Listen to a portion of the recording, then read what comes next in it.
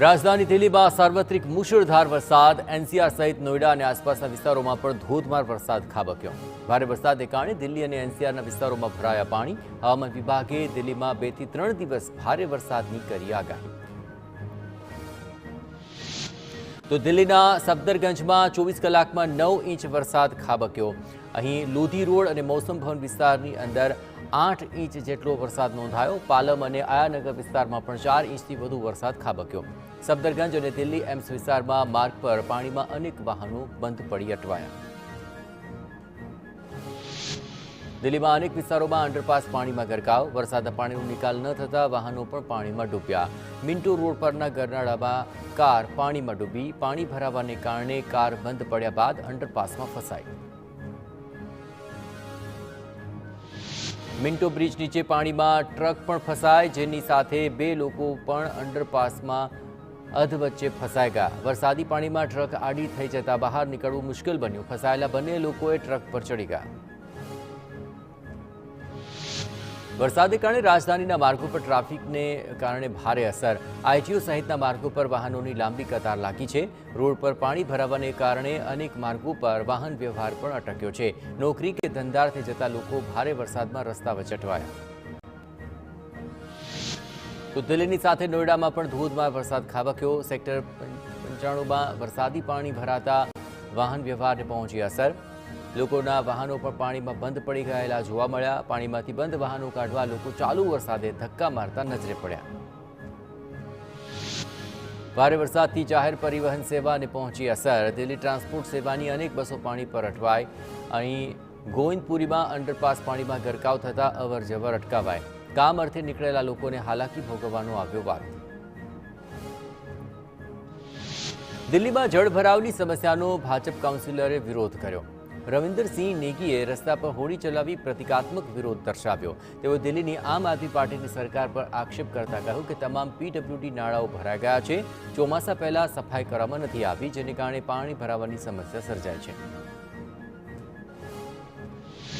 તો દિલ્હી એરપોર્ટ પર વરસાદ વચ્ચે મોટી દુર્ઘટના। ઇન્દિરા ગાંધી ઇન્ટરનેશનલ એરપોર્ટના ટર્મિનલ 1ની છતનો ભાગ ધરાશાયી। વહેલી સવારે 5:30 વાગે બનો બનાવ। છતનો ભાગ પાર કરેલી કાર પર પડતા કચ્ચર ઘાણ પડ્યો છે। ઘટનામાં 1 વ્યક્તિનું મૃત્યુ જ્યારે કે 8 લોકો ઘાયલ।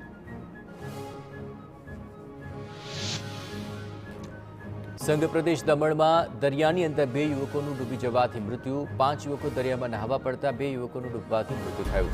યુવકો દરિયામાં ડૂબતો હોવાનો વિડીયો કેમેરામાં કેદ થયો છે। ગત રવિવારે સુરતથી 5 મિત્રો દમણ આવ્યા હતા ફરવા।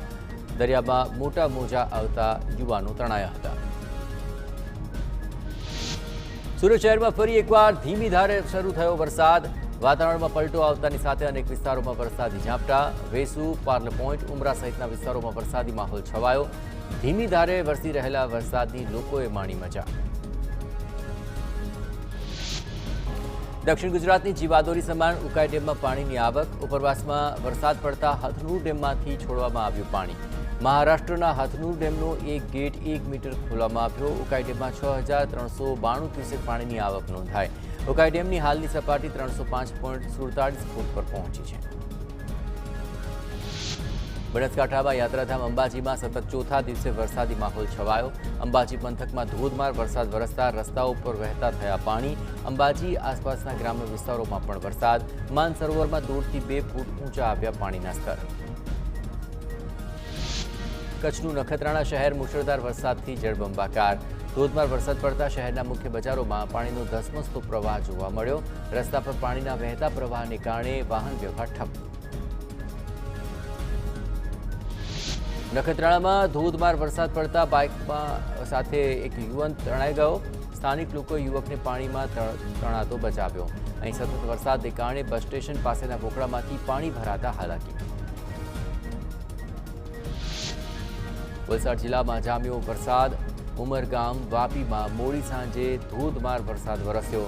દમણના વિસ્તારોમાં પણ વરસાદી માહોલ। દેવભૂમિ દ્વારકાના કલ્યાણપુર તાલુકામાં જામ્યો વરસાદી માહોલ। રાજપરા, ચૂર, ધતુરિયા સહિતના ગામોમાં ધોધમાર વરસાદ। ભાટિયા ગામ પાણી થયું। રાજપરા ગામે ખેતરોમાં પાણી ફરી વળ્યા। દ્વારકાના ખંભાળા તાલુકાના વરસાદ બાદના આકાશી દ્રશ્યો સામે આવ્યા છે। અહીંના ઠાકર શેરડી ગામે ધોધમાર વરસાદ વરસી ગયા બાદ ખેતરોમાં ભરાયા પાણી, પાકને સારું પિયત મળતા ખેડૂતો ખુશખુશાલ। કચ્છના માંડવી અને ભુજ સહિતના વિસ્તારોમાં વરસાદ વરસ્યો છે। નાની ખાકર, રતડિયા સહિતના વિસ્તારોમાં વરસાદ, ભુજ નજીકના ગામોમાં પણ વરસાદથી કચ્છી માડું ખુશ। નખત્રાણામાં ભારે વરસાદને કારણે પૂર જેવી પરિસ્થિતિ સર્જાય છે। સતત વરસાદને કારણે બજારોમાં રસ્તા પર પાણી ફરી વળતા દુકાનદારોમાં ભય ફેલાયો।